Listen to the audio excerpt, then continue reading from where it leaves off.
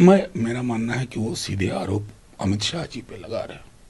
कुछ तो है, मैं नोटिस कर रहा हूं कि शायद लखनऊ से इतना मैसेज उनको आ रहा है कि वो अमित शाह जी पे ही मोर्चा। किसकी जिम्मेवारी है भाई?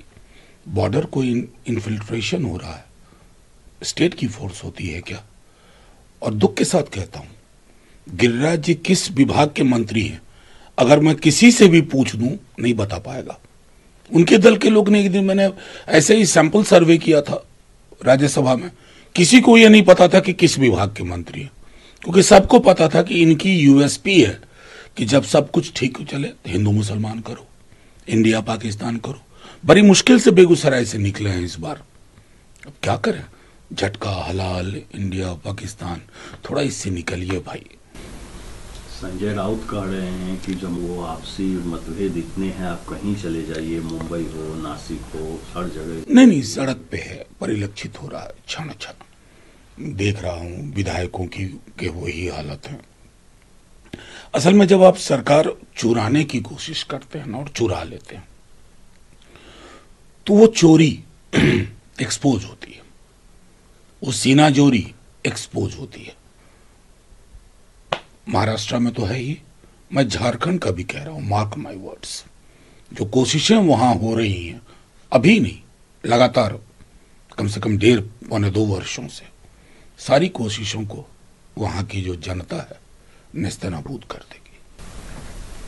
एनडीए में इलेक्शन कुछ ठीक ठाक नहीं लग रहा है, खासकर चिराग पासवान ने मोर्चा खोला है, जेडीयू भी विरोध कर रही है। चिराग पासवान तो यहाँ तक कह दिए कि पहले हम स्पष्ट करना चाहते हैं कि जो हमारे प्रधानमंत्री का सोच है वो रिजर्वेशन के प्रति है, लेकिन इसको लेकर वो समर्थन, इसको कहते हैं बैलेंसवादी बयान।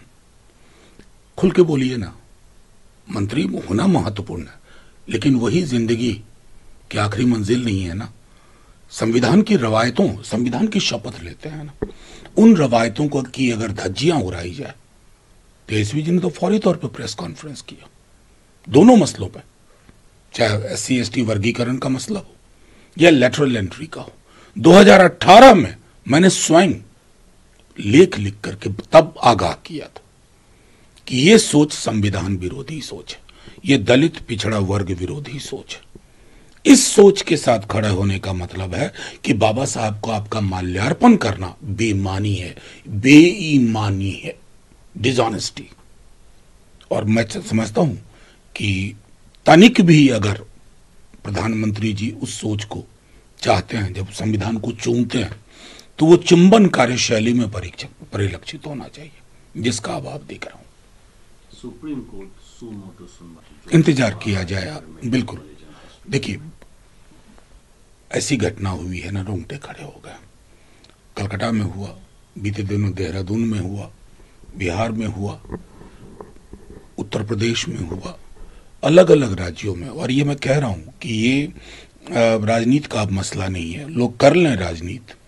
बच्चियों के प्रति ये पूरा नजरिया हमारा निर्भया के बाद भी नहीं बदला। परवरिश से लेकर के समाज और राज्य की अवधारणा में बच्चियों की सुरक्षा को ले, ऐसे मत बैठो, ऐसे मत उठो, यहां मत बोलो, वहां मत बोलो, इतनी बंदिशों में परवरिश होती है और बाद में वैसी बने की शिकार होती है।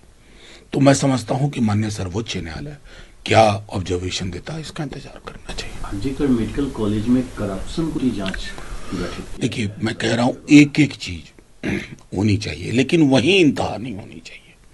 ये अगर आपको एक इस पैटर्न को ध्वस्त करना है ना, तो आरजी कर मेडिकल कॉलेज से आगे निकल करके पूरे देश में एक महफूज चाक चौबंद व्यवस्था हो, जहां कोई नेता ये ना बोले कि ऐसे कपड़े पहने थे, ऐसे चल रही थी, ऐसे बोल रही थी।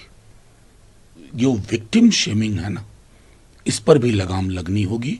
बाकी राज्य की जो भूमिका है, चाहे बंगाल हो या किसी में, उस भूमिका का निर्वहन हो, लेकिन समाज की भूमिका भी समाज को खुद तय करना होगा।